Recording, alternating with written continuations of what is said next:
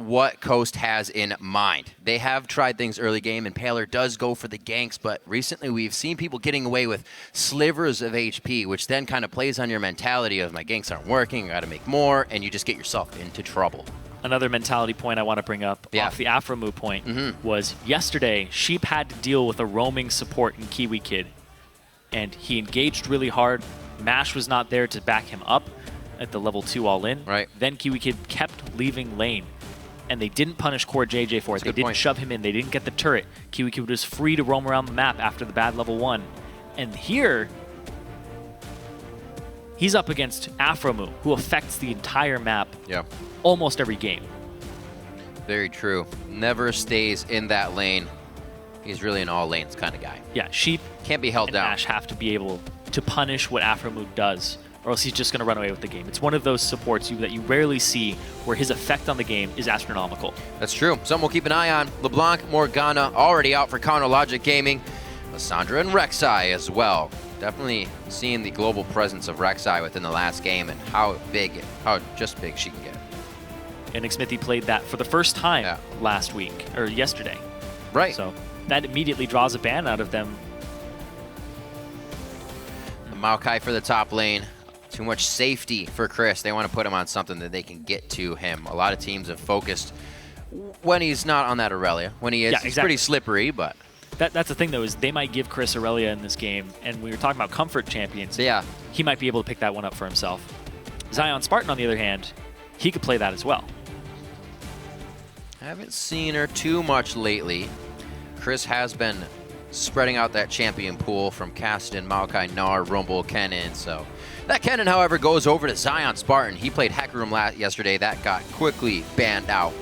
We will not be seeing that game once again. So Coast now to pick up their first 2. We'll see if they show the composition or decide to keep it in the dark. And this is the first time we'll be seeing Zion Spartan on Kennen in the top lane. This is a team fight oriented champion that has some lane bullying and has some mild wave clear and turret pushing.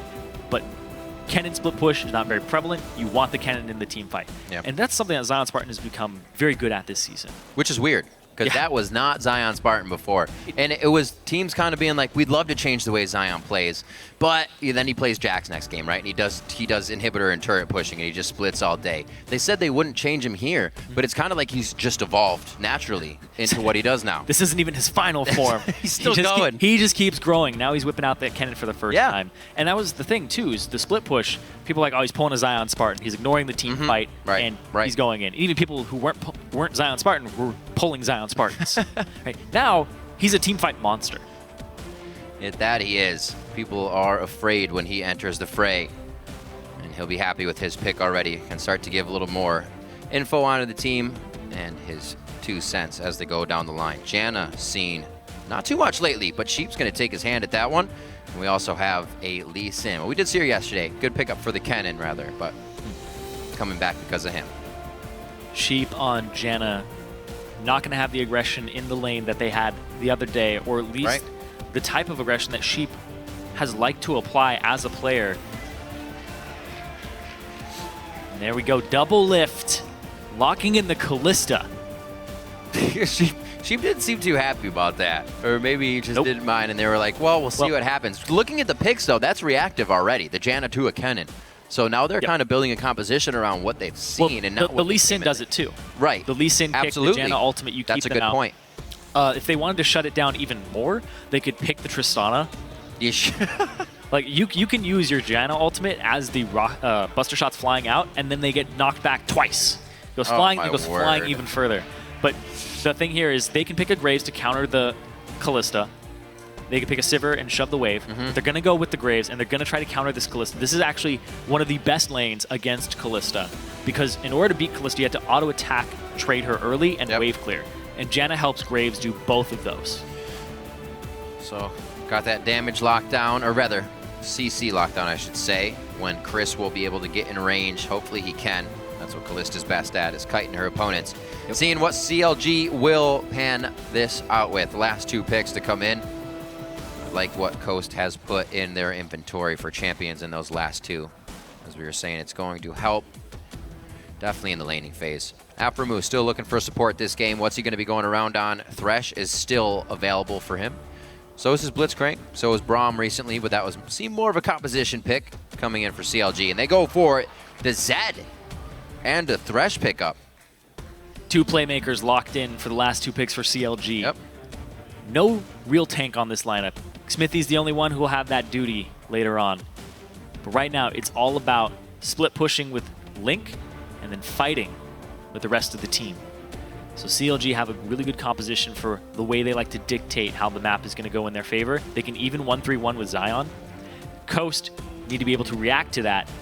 And Chris, he got a comfort champion. Coast's only win this season is with Chris on Aurelia, and it's a game he took over going 10-1-10. That's true. That first week for him even surprised his own team. We had Impaler say in the interview, it was like, Chris carried. Yeah, that was weird. But yeah, he had some crazy games. This will be the second time for Link on Zed. He was able to take down Counter Logic Gaming's High on LeBlanc, but this time it's going to be against ManCloud's Ari. We'll see how that goes for him in the mid lane.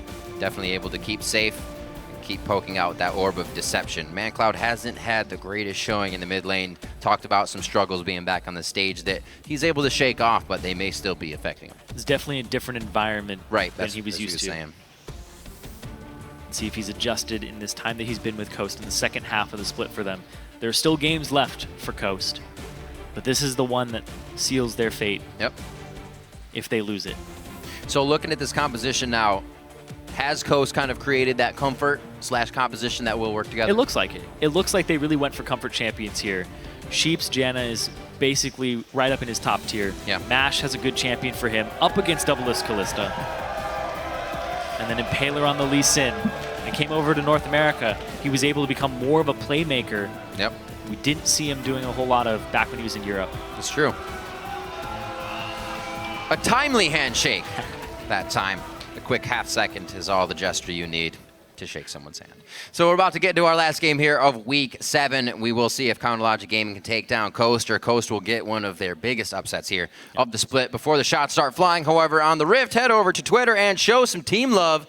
Tweet hashtag CLG win or hashtag CST win to @LOL Esports, and we'll be counting those up throughout the game as usual. But let's head into that game. Let's get on to the Rift, and let's see what Coast can do in the do-or-die situation with all the pressure on the line. And I'm really going to keep an eye on Sheep this game and how he answers Afromu, because he can take over a game, and he allowed Kiwi Kid to yesterday. So Sheep, he's got to be on his game. See what they can do here. And Afromu says the recipe for a good support roam is 2 parts good intel to 1 part element of surprise, then shaken, not stirred.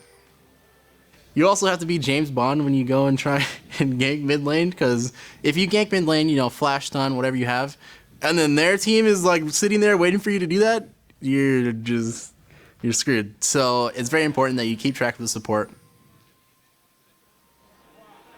The name's Moo. Afromu. See if he can go 007 in his scoreline today. But he's got to be able to keep Sheep on the ropes. Yep. But on the Janna, it's not that hard to outroam a Janna. Right now, just the early wards, Oh, man. as we would expect. This one, some good vision. Coast actually get to ward both sides of the jungle, both side lanes. They will know the lane swaps because they get vision on both sides, right? Which is much better than having to guess. Somebody backs. They're pinging out the path that Doublelift should take, though. He is actually going to dodge these wards if he heads in towards the Wolves right now, then up and right past Blue. Zigzag! Yep. Keeping himself safe. So nicely done by CLG to keep that knowledge. Yeah. And that's the thing, is you don't get to cover as many places when you spread your wards so thin. If you allocate them all to one side, then stuff like this can happen. Oh, stuff like this did happen. And it looks like they're going to have all 4 to the top side. A lot of pressure there. We'll see the same towards the bottom side of the map for Coast. They figured out the lanes will not be matching up. We see that they will also freeze them quite hard on both sides. And you really want that freeze for both of these in the early game. Taking that turret early stops you from continuing to farm up minions to your BF sword. Yeah. You allow pressure to be exerted on you. Then the TP can come in and they can soak the experience. That's kind of the situation we saw, right, where teams would take it down, and then they take down the other ones, and they're like, well, we don't have enough strength to take down the shielded second inners, so we'll just kind of hang around for a while. And then the wave just keeps pushing towards, right. towards them at the tier 2, and it's like, oh, I can kind of cash in on this every 45 seconds. Yeah. Go do something else on the map as a top laner. So scuttle control coming out for CLG. Top side and bottom side, respectively. Coast got theirs. Pan out. Who teleports back to the lane first? Zion's Kennen doesn't have the greatest time trying to 2v1 CS. The cooldowns are a bit too high and not enough auto attack damage. But I see it better for Chris. See what they decide to do here as they keep double in the jungle. It's a very standard start here. Nobody's made any mistakes freezing yet. It takes a little bit for that to kind of show itself. And CLG is the type of team that preys on mistakes very quickly in a lane swap. There's a reason that this whole thing about scrims only lasting 10 minutes has been happening for a while. Well, CLG already has something on the docket to check off here, and it is a mid lane gank, 3 strong. I don't know if they're going to get success on this, however. It does not look like it. ManCloud's playing very safe now in this situation. Playing off to the strong side of the map because he knows that the enemy jungler, there's no way he's by his teammates down in the south side jungle. So Coast are going to go towards that dragon. They have this part of the map for themselves, so it's free for them. And Mash actually got a good freeze that pushes towards him. The double lift, they're actually going to muscle this turret down in the top lane right now. Nicely played. Changing things up. You got to consider that CLG says it's all right that they have the lane swap on the bottom. Yeah, they're going to have to muscle this one quite hard. But 4 members, they should be able to do it. So here's the thing: is this is going to be an unanswered turret because 4 people showed up there immediately. Coast backed, and Mash is still freezing. So this is going to be bonus gold for CLG. To no gold. Exactly. Just the dragon. And if they let every minion die too. Ooh. If it's frozen in a certain way, it'll start pushing back out towards that top lane. It's about how Coast reacts now, right? How do they stop CLG from pretty much having the upper hand here? Just very slightly. Gold is actually still even due to a bit of the lanes. So they get top turret, and Mash is like, we have to fast push this. Zion TP's bottom to soak the experience. So he can no longer keep shoving. That's what happens when you're the one making the moves. You look quickly, and you can see the other team is trying to react to them. That's what Zion Spartan does, so he saves all damage besides what the minions can put on this in the bottom lane. 42 to 36. Doublelift's still going to get his farm in these lanes, but it looks like now they're going to be matching up, so they may try to go hard. Yeah, when your opponent makes the first move in a lane swap that kind of, everybody's like, all right, we will go about our business, we will do the farming, and somebody's like, wait, I don't agree to that, and they throw down the glove, and they're like, we're going to take this turret. You have to answer very quickly and in the appropriate manner, and if you don't, you end up on bottom, and it's kind of like check. Because they come up with a big advantage, 600 gold already in this game, just off of the turret. They get to throw their lane to the bottom, and Mash has to back, gets his pickaxe to double lift, working on what looks like his Blade of the Ruined King. Yeah, could be. A lot of paths there coming out of the Scepter Dagger. 6 minutes in, we finally get the duo lanes back here. Looks like there's still a bit of roaming from Sheep to get all the vision they want here in the bottom lane. We may get a little bit of help from Impaler as well. Kind of just milling about. Keeping Mash safe, though. Making sure he's good to go. He's definitely changed his play style this year from the guy we used to know to play Twitch all the time and try to carry the game to somebody who's really more team-oriented, trying to make the plays together. Pink ward here.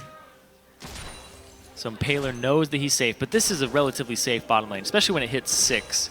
So CLG are actually in a good spot. Afromu can just Lantern double lift out, and if he postures for it, this would be an extremely forced gank from Impaler, especially with the Janna support. Yep. It's not something that locks you up. Afromu is easily standing far enough back, not horizontal with double lift, which means it's always going to work when he throws the Lantern out. They're always going to be able to throw him to safety.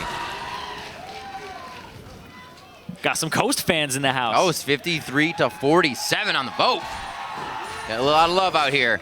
Yeah, they definitely need it. They really need to hear you guys cheering for them because they do too. There's an S in there too. Yeah?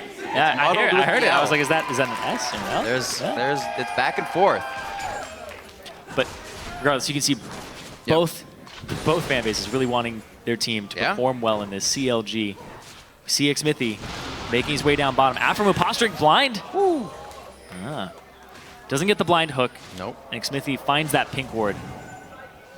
They also keep pink ward coverage in the bottom lane for themselves. Impaler did not decide to move in for anything cheeky there. Smithy straight back to his jungle, so it doesn't look like CLG wants to pressure anything in the lanes too hard. 52 to 60 in this lane as ManCloud's able to get a pretty good push on and keep himself healthy. We got 7 to 7, however, in this lane, so you might just see Link trying to get some ultimates in and then back out, just do the damage. And ManCloud has actually had okay CS at the start of the game.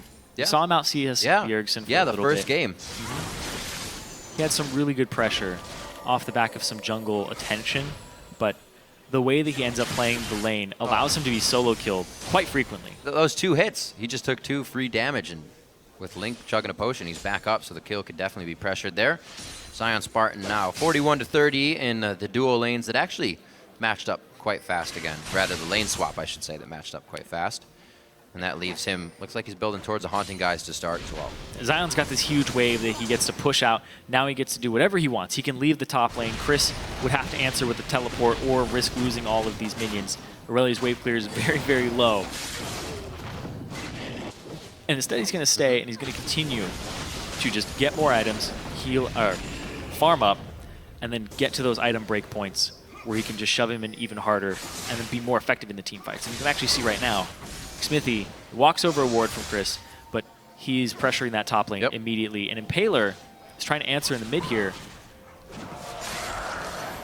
Oh, hook on Mash. 4th hook on the Mash. I think we're going to get action just everywhere across the board here. No. Impaler says they don't want mid. He's going to focus down towards the bottom. Double lift is quite hurt. We're going to see Impaler walking over the pink ward here, and they could be in some trouble. He's just going to stop for the ward, and they get to safety.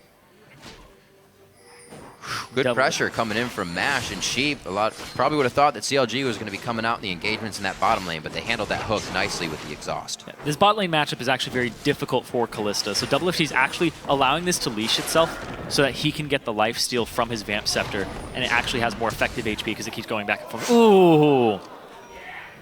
Nobody saw that. That was close.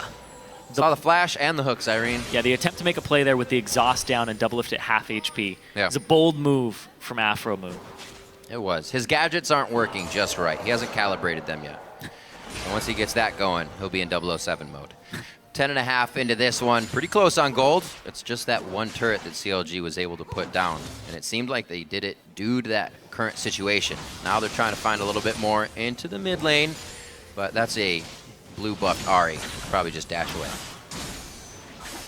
Actually just did some math. Coast after this game is not actually auto-relegated because there's the possibility of them winning all 4 after this and Winterfox losing all 4 after. Right, and then Winterfox is auto-relegated. No, then Winterfox and then play a tiebreaker. Oh. Oh wait, they would have to beat them the last day. That's right, because they would be 2-0 over Winterfox and they would own the tiebreaker. Winterfox. There you go. Yes. There you go. It's a tall order though. It's a very tall order.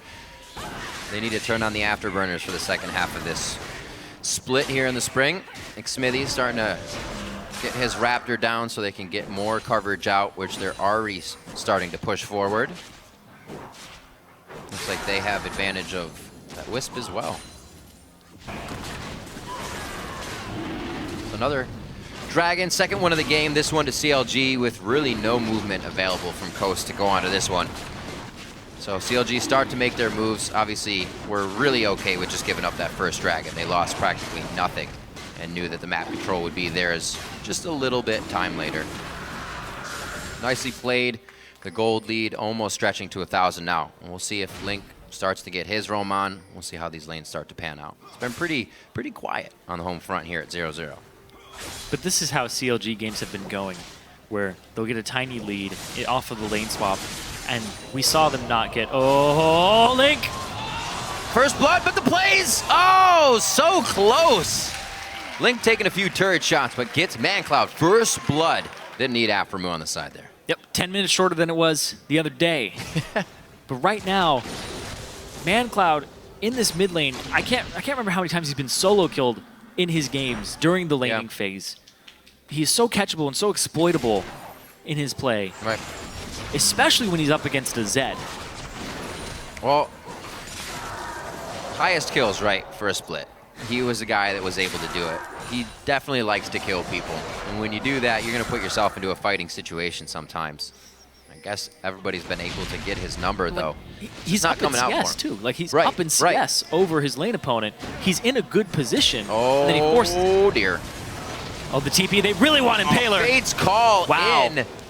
Wow. Yeah, Obliterated. Wow, indeed. Obliterated. Teleport in from Zion Spartan. His lane was pushed. I mean, he's got not much else to do here, and it looks like they're going to focus onto the bottom lane. So always looking to get something after they take a small advantage. And Zion Spartan, because he shoves that wave out, he's not going to miss a whole lot of CS. Yep. Or any at all for the most part. He's going to miss about 3, maybe 4 by the time that he gets up there, especially since he's Kennen with the Lightning Rush. Mash chambers the collateral damage and fires it off to clear the minion wave. That knows that Kennen won't be there, but Zion Spartan was backing anyways. May not have needed to do that. Chris might be able to get a good pressure on this turret, but he doesn't have too many forward wards that Coast has actually been able to place at all this game. We got to watch it now because I said it. He missed 2. He missed 2 minions. Keep an eye on it, for you sure. go. Yeah, and that's just because of the wave management of Zion Spartan, where he shoves the wave out before he makes a play. These are premeditated, where he knows he's going to go to that ward. Chris might be looking to make a play. This is with scary. Impaler. I don't know. Yeah, okay. If Impaler's there, he can get him. Chris's ultimate being down would mean Zion gets away, but very hurt. Plays to the bot lane almost as well. Mash Me taking a few hits. It looks like he gets out with a lightning rush. Nicely done there. Man Cloud, the death mark instantly from Link as he comes back, knowing that even if he hits it and gets out, Man Cloud can't sustain that damage. Yeah, and that gave Link the Blade of the Ruined King up over him. So really, really big spike there for the Zed. And now he just gets to completely dictate this lane. Yeah. But Man Cloud, he goes and he gets himself a first item, Zhonya's Hourglass, to try and deal with that. I'd say that'd help. Yes, that'd it would help definitely a little bit, Zyreme. Good pickup for Man Cloud. We'll see if Link actually looks for other targets now, which could mean bad things for Mash and Impaler if he finds them in the jungle. They will kind of congregate towards mid lane on the side of Coast to stop this pressure from happening, but now CLG starts to move in. They start to steal because they think everything is theirs. Oh, he stole the lantern, Smithy.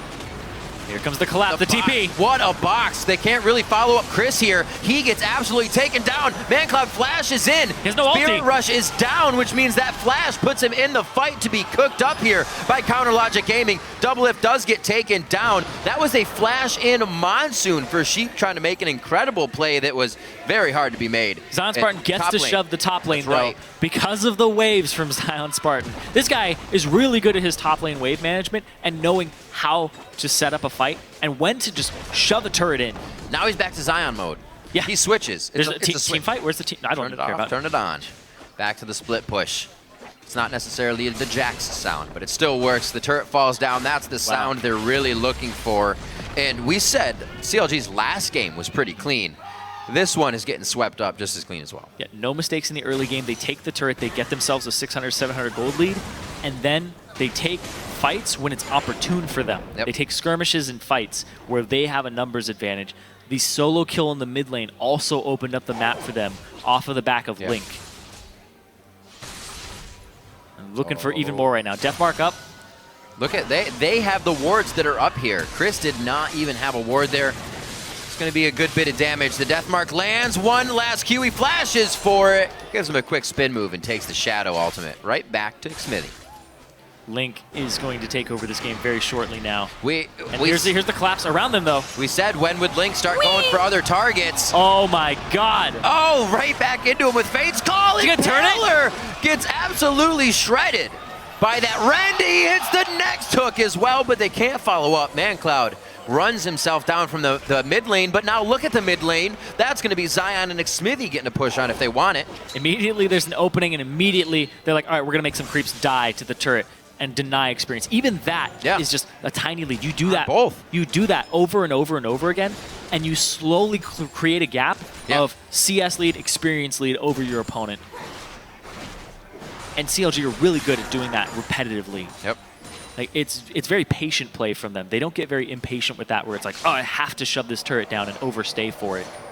We see a lot of just tiny, minuscule, oh, I got 2 or 3 CS denied from them. Yep. And they do that. If you do that 3 times, you keep adding it up. Afro moves 4 away from 007s, I mean.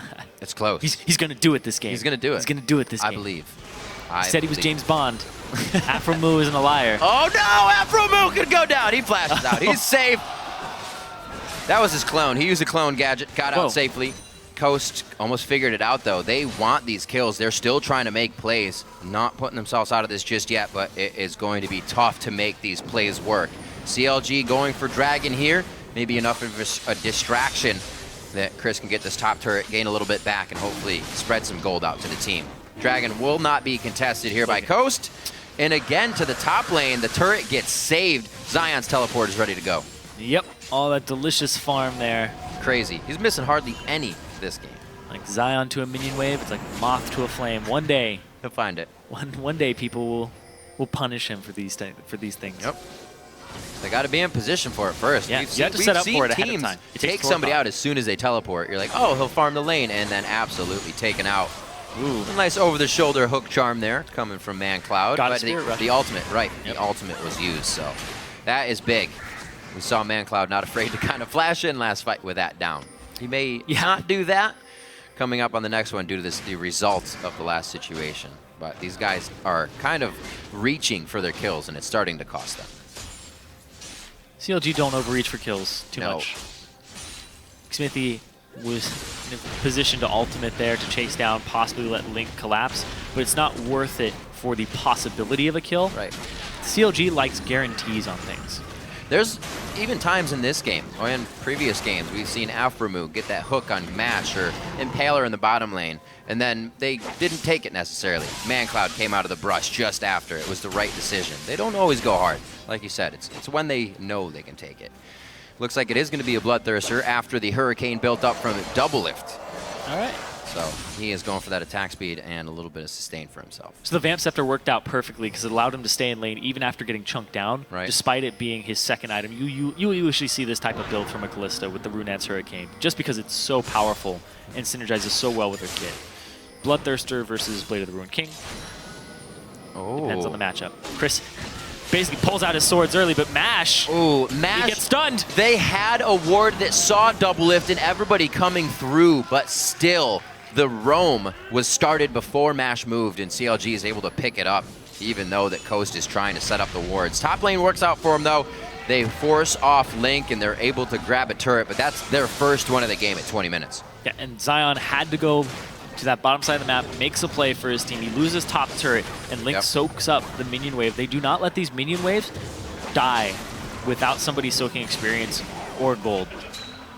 So knowing that as Chronologic Gaming pushes here on the bottom side, they are going to want to roam early. Why don't we see teams kind of warding that out, putting wards exactly where Aframu's lane is so he can't leave? Well, the thing is Coast right now, all their wards are on the top side of the map. You can see it's just littered with Coast wards. That is their jungle.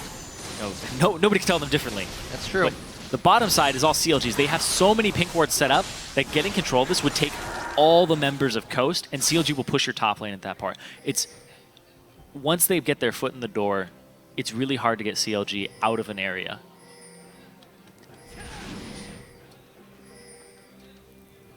And they keep shoving this bottom wave down, and they have the split push pressure from Link in the top lane. Nobody can dual Link at this moment.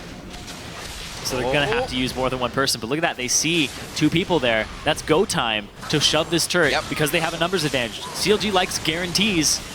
Oh, the charm just missing Zion Spartan. That would be big since he does not have the Zanyas yet. He provides a lot of crowd control for these guys. And as we were on that fight, notice Chris picking up Sork boots on his Aurelia in the Triforce. Okay. Okay. That'll make his E do a little bit more damage. Yeah. And different. That's different. That's about it. That's all it will do for him. So they're pushing. We got that out of the way. CLG's in the fight. Whoa, kick. a little too hard there. That's what happens when you don't have the vision going into a fight. Link gets himself into a scary spot. The team seems like they can save off the rest of the engage sheet. The exhaust on a double lift. Chris gonna dive in, but he gets instantly locked up. It did not seem like everybody was on the same page there. The Choose Your Own Adventure is now in favor of Counter Logic Gaming. They choose to go right to the end of the book on that one. ManCloud goes down. Ooh! Flash for flash, eye for an eye as they move into the base. Inhibitor turret will fall. 1:40 on Dragon. I don't even know if it's going to be a necessary action for Counter Logic Gaming here as they're putting their foot down inside the base of Coast. Even though they killed Link, we'll talk about that in a second. Still fighting. Pushed off. That very nice Monsoon to pretty much just keep that inhibitor alive for a little bit longer, but it's going to go down with the pressure Counter Logic Gaming can put on. Also, Chris has sold the boots. He's got his Null Magic Mantle and the regulars. Yeah, you know, it looks like it might be Merc Treads. They're blue boots. See what happens here. People make mistakes, right? Link went too hard on that. He got collapsed on by 3 people. They immediately pinged. But look at that minion wave in the top lane. When it was, yeah. Exactly. MASH had to go top. So despite it being a 4-on-5, it was really a 4-on-4 without the AD carry or mid laner being there across the sides because MASH had to go top. So the kill on Link actually didn't mean a whole lot because of the minion wave top, which drew a person from Coast.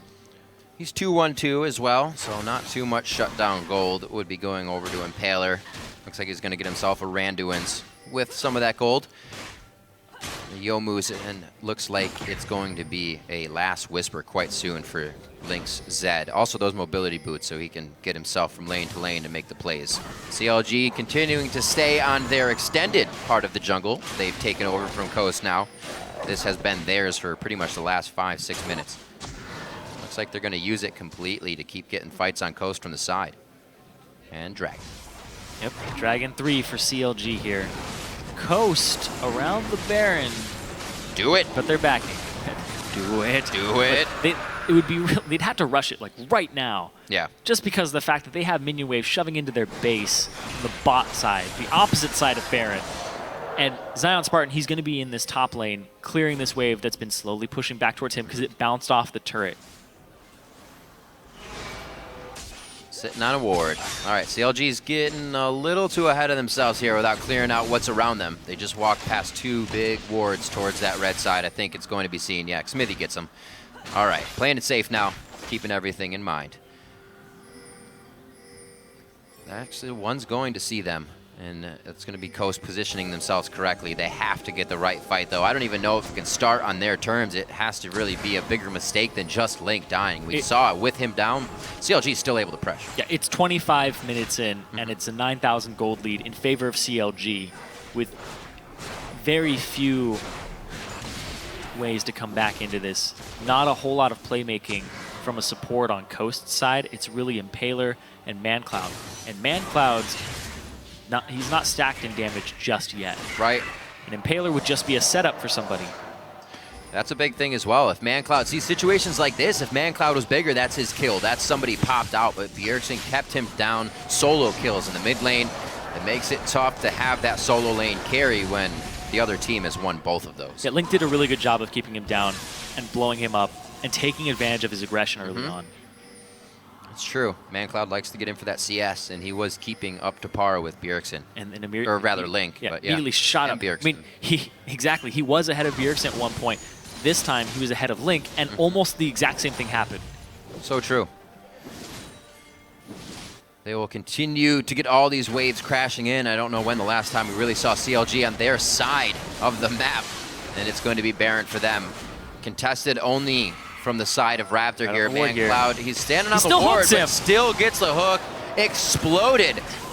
Lightning strikes twice for ManCloud, and it looks like Impaler gets hit. Death Mark goes down. No chance for a smite. Doublet says, don't worry, guys, I'm going to stay in here, but I may need some help as he goes to half health. They're back in. The Baron's going to go down. They fight 2 fights at once and get themselves to safety. And Aphromoo definitely is 007 at this point. Oh, he is James Bond. He's done it. Wow. That's awesome. So that's really awesome. When that happens, it's absolutely beautiful. Boom. Just like that. The hook gadget into the flay gadget, and then the box gadget. CLG are going to look back at this game and be like, how was that bush warded, and how was I able to get away with that with it That's being a really good too? point.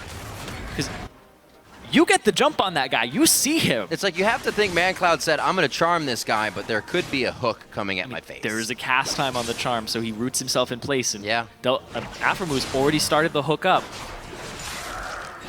It's one of those things where you have to think he's gonna do that. He's been doing it all game. Well, if you do it a little bit faster, seems like you're the one with the upper hand. Aphromu coming out big there. Frozen Heart for himself, which pretty much nullifies Chris and Mash. They're not going to be able to do much damage as he puts himself right in front of them. And that will happen when he gets the Fate's Call Chuck from Double Lift right in the middle of the fight. 28 minutes onto this, a 9-2 as CLG continuously, methodically making their way from side to side here on the map. Looks like they're finally done with the bottom until they want to go back for that inhibitor. Maybe it should be soon since they have Link going down there and Baron on the other members. Link and Double Lift are both very large at this point in the game. 28 minutes in, they've already gotten 3 items for Link. Yep. 2.5 for Double Lift. He's actually got 2 halves of 2 different items. Or I guess it's Mercurlo Scimitar. Yeah. But at this point, they are very big. They can split push on their own, and you see the threat of Link against this inhibitor is very real. Oh. They have to send 2 people to deal with Link, so numbers advantage in the top lane for CLG. Back off, wait for the minion wave for CLG. Link doesn't even have to. Boom, Youmuu's gotta go fast, swinging his arms like he's a crazed man. Takes down the inhibitor.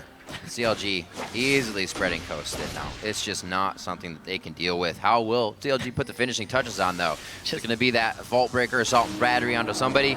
Or is it going to be the Fate's Call start off with Aphromu's hook? Oh, he engaged on double. It's going to be on a double lift. The Lantern was there immediately, already in place, foreshadowing the gank coming in from Coast as Double Lift made his way to the front line. Safety in the danger that CLG creates somehow, and they're able to keep pushing through. It's another open inhibitor for them, but Link, he hasn't been a part of any of these pushes because he's got his own thing going on. He's playing his own game. Yeah. It's solo Link. Turret defense here. So he's going to be taking him down. This inhibitor is going to fall as well. Coast, the ultimate for Mash comes out, which means it won't be used in the 5v5. That's the hit onto ManCloud. Can't take down Zion Spartan just yet. He wakes up to a thunderstorm, but they're able to get out of that one. ManCloud still goes down. 40 seconds on the clock for these. Sheep's gonna get popped. Somebody gets a new code off of that one, even with the heal. And 30 minutes on the clock. Looks like the base is gonna fall for Coast. Very methodical game from CLG again. Yep. Perfection in the early game. Then they didn't even have to team fight. They just split push you to death. That's the thing. They avoid you as they take what they want. They've been doing it for the past few games. They started it this season with a bit of a folly in that situation, but it seems like they figured out what they want to do continuously with these compositions, whether it be experimental or not. And they're going to come out with another victory. Counter Logic Gaming moving themselves to 10-4 as they take down Coast. And they remain in second place behind TSM. Yep. The end of week 7 for them. Very strong plays all around. Again, hooks from Aphromu. Wave control and lane management, or wave management as well. Both by Zion Spartan's Kennen in the top lane as he takes that under his wing for the first time. And at the end there, that was Aphromu selling his Relic Shield for that Frozen Heart to be just a beast. He knew that the game was on the cusp of being over, and he just wanted to finish that item because I don't believe he backed since he purchased it. Nope. That makes him Agent 019. Agent 019. Not quite as catchy, but he's done it. He has done it. He got the sneaky plays in. The roams were here, there. The shields as well. That last shield. Oh, he's too cool. He's too cool. Whoa. You didn't see him, 007. 007. Yeah, nobody saw him going through. He's just blending in. Just makes you think of Assassin's Creed. Just fit in with the crowd, fit in with the CLG. Go. Yep. But it's very interesting to look at post-game stats for CLG because their damage dealt to champions is always extremely low. Yeah. Like, Xmithie has 600 less damage dealt to champions than Aphromu. Yep. The jungler is just there to apply pressure, occasional gank, clear minion waves, and hit turrets. Link is the majority of their damage, and he's only 2,000 higher than ManCloud. They are very, very close in the damage dealt here to their opponents, but that's just the champions, because they're taking down structures. I think it's the damage they're available to find. Counter Logic Gaming doesn't allow you to fight. So where are you going to get your damage from? Looking at Zion Spartan's stats, with obviously 2 less games, you see he didn't die in these games in the past 2 days. He still is the lowest deaths. Now, reminder, 2 less games, but he is very, very far under the deaths of the other top laners, which means he's holding his own. He's not feeding that 2v1. He's controlling the lane, and he's really helping the team by doing that. The wave management is absolutely beautiful when you watch CLG as a whole and who they allocate to soak it, the timings of their rotations to get back to the lane. The setup is great. The setup is always good. You can be like, let's freeze this wave, let's pull the minions into the brush. That's fine. And if you know at what point you're doing it in the lane, when it's going to bounce off your turret. Right. The beautiful part is I will do something for 40 seconds, I will go apply pressure on the map, and I will come back here, and it's perfectly timed when they come back to it, which is just absolutely crazy because you're constantly thinking in the future, what am I going to be doing 35 seconds from now? Can I make it back to this wave then? Or do I hard shove it and we force the issue? And that's everybody on the same page, right? If Zion Spartan's going to say, actually, I'll clear mid because my teleport won't be up, but then when he went down to the bottom lane, we saw him instantly teleport top, and everybody was in the right position, which means you're right. It was all 30, 40 seconds ahead of time, and we don't see a lot of teams doing that, which is why Counter Logic Gaming looks so methodical in these recent wins. So let's see what the pros have to say on that match. We've actually got Freak standing by on the blue side. Thank you very much, Riv. I like how you say pros plural, because then I'm involved in this as well. Double F, I'm here with you, of course, with an awesome game. 2-0 for you on the week, so congratulations on that one. Were there any worry about your week coming in?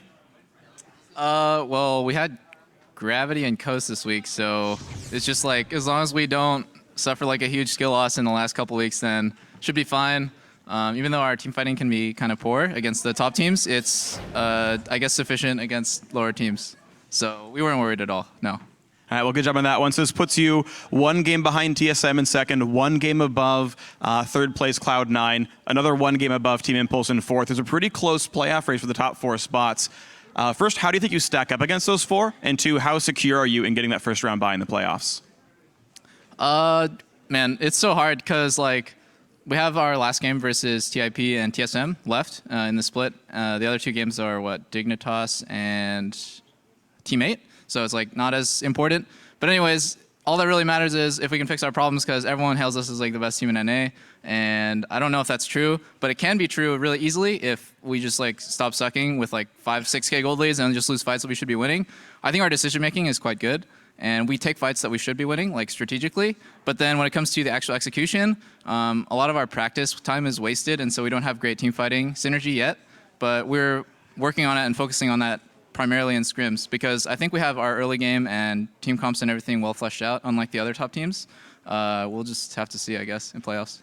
All right, so you said you have some strengths, some weaknesses. You do have an extra week off, sort of, as a couple of the teams head over to Europe to fight. So how do you think you're going to be able to make use of that time? You've got, okay, C9, TSM, they're going and facing Europeans and Koreans and Chinese teams. How's CLG going to improve in those 2 weeks? It's going to be really hard, because TSM and Cloud9 are great scrim partners, and they are, I think, the within the top 3 in NA, including us. So losing them as scrim partners and then them gaining international teams as scrim partners is really bad for us, because then we're stuck scrimming, the bottom 7 or bottom 8 teams. So I think we'll just have to watch the games and see like how do top level teams perform against each other. But yeah, I don't want to get into like this pervasive attitude where scrimming bottom teams doesn't really help you that much, because I think that's pretty popular in like the pro atmosphere or whatever. We can definitely learn a lot from the other teams as well. I feel like there could be an edge actually seeing how GE Tigers beats TSM, or how they beat Cloud9, and like using those skills. Where's the faith?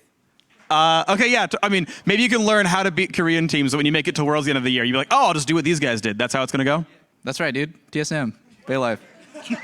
Well, you've heard it here. Bay Life from Double Lift. Thanks very much for the interview. Congratulations on the 2-0. See you in a couple weeks, and see you guys at the desk. Golden Age. Golden Age. Got it in. Golden Age. Did it. Made it. Success. Last 10 turns, baby. Thank you, Freak. Thank you very much. And have to say, solid win there for CLG, showing some excellent rotations even in the post game. We have a little replay there. The whole team working in synergy here. Look at that. Afromu leading the team, of course, as he does in game. I mean, that's why it's the Golden Age, CLG, right? Together in and out of game. It's the first time they've had everyone on the same page. Yeah. Except everyone's doing the eyebrow thing, and Zion's just like, Okay, so typical top lane CLG, just kind of not doing his own thing, like isn't in with everybody else. Anyway, again, solid victory for them, just kind of adding to their record there. On the side of Coast, it is a tough loss. However, it is important to note they're not out of it yet. There is one scenario in which they do make the playoffs. They do have to win out while Winterfox loses out for the split. But with that, we're going to throw up the standings to see how the rest of the teams are shaping up after our games today. And once again, this graphic is showing what's at stake for these teams and does not take into account ties. In first place, it's Team Solo Mid, followed by CLG in second and Cloud9 in third. Team Impulse have taken control of fourth place with their 2-0 week. In fifth, it's a three-way tie with Gravity, Teammate, and Liquid each at 7 wins and 7 losses. Team Dignitas and Winterfox are sharing 8th, and Coast is sitting in last. Let's take a look at the league as a whole here, because we are approaching that playoff picture. Teams that are on the bubble, they really need to make a run here. So dark horses, who are we looking at that is ramping up into the postseason versus falling off? I think it's pretty obvious we got Team Impulse right there. Team Impulse is looking really, really strong, and that's going to be the team that everyone will be most excited to see after we have this 1-week hiatus, 2 weeks from now, whether or not they can actually rush up the top of the standings and try and take something down. yeah, and can they do similar things without Karthus? Karthus is a very unique champion where you actually get to farm the entire game while still affecting side lanes, adding damage to the ganks that Rush goes for. I mean, you can sort of try and finagle something like that if you twisted Fate for Xiao or a different champion with some kind of global, but it's a really unique champion. Yes. And then, of course, you have that three-way tie, Gravity, Teammate, Liquid, one of those teams, right? And that's the really tough part there, that pack of three, when you're looking at that 7th place spot where you just go into dormancy, basically, to the summer split. And the team that you have to pay the most attention to is Team Liquid, only because there's the giant spotlight on that team. How does Dominate, Quas, and the rest of that team recover from the 0-2 week? There's a lot of petrol or spite being thrown around online directed at those Team Liquid guys, and they have to be very thick-skinned to deal with all the hate that they're getting online right now and recover, because they're a 7-7 team. They just had a bad week. Dealing with internal pressures as well as external pressures has to be tough.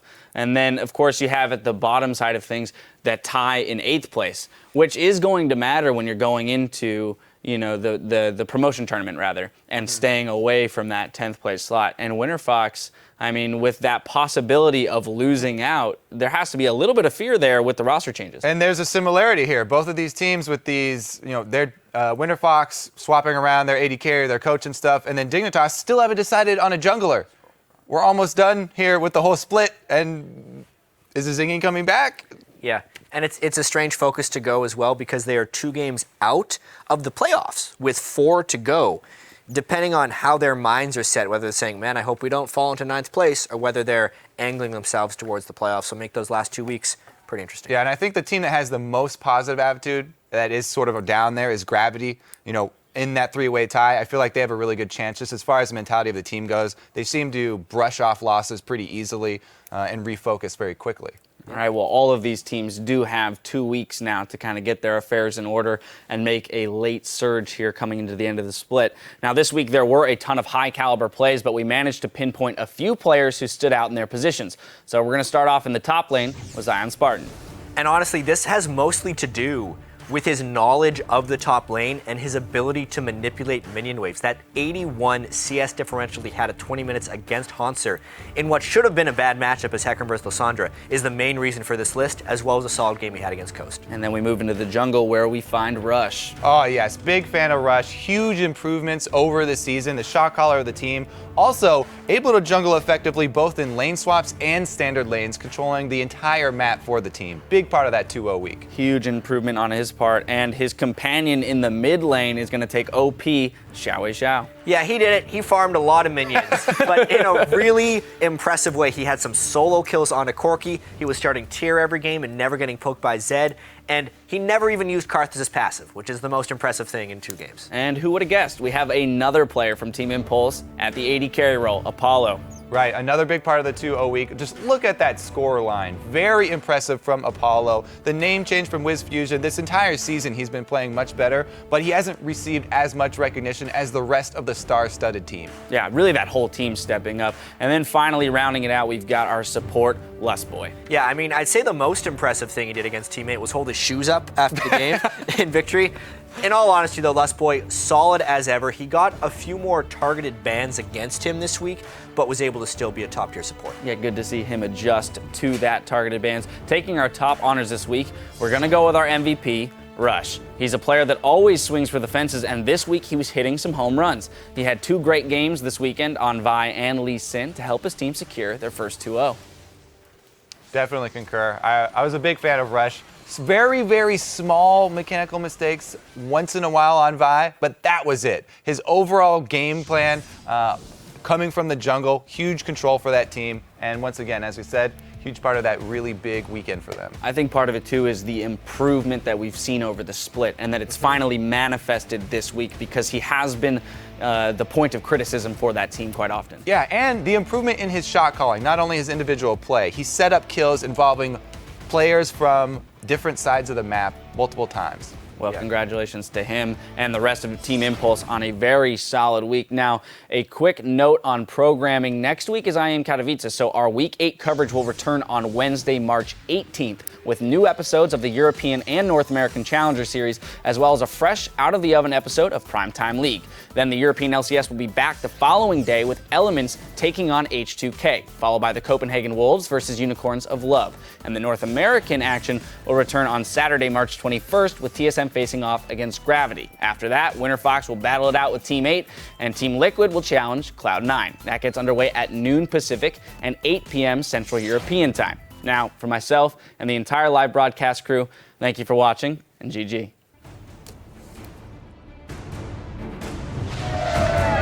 We're getting ready for our first game of the day. It's Cloud9 versus Team Dignitas. Meteos gets done, but that's the only target. There's the hard engage onto the turret, just like old times. Cloud9 dive in. 1 kills, 2 kills, 3 kills, 4. Cloud9, their eyes are on first place. Goes in for Maple Street. Shields come in. Shanna saves him. And Bjergsen's now alone. Pops Zonius to buy some time. Slugy flashes out. There's the equalizer. It means 1. It means 2. That's going to be TSM holding on to first place. Can anyone do Waluigi? What are you? That's Wario. Close enough. I'm sitting on heat packs. It feels so good. Good flash by Impact, but he will likely still die. No, Impact still healing. Are you serious? They take him down. Team Impulse absolutely dismantles Team Liquid. There's one out. Pole Bouncer gets hit. Oh! The flash in from Safe Vicious, and he deletes Pole Bouncer. The door open for Gravity, and they take down Winterfox. He gets absolutely taken down. ManCloud flashes in. Spirit Rush is down, which means that flash puts him in the fight to be cooked up here.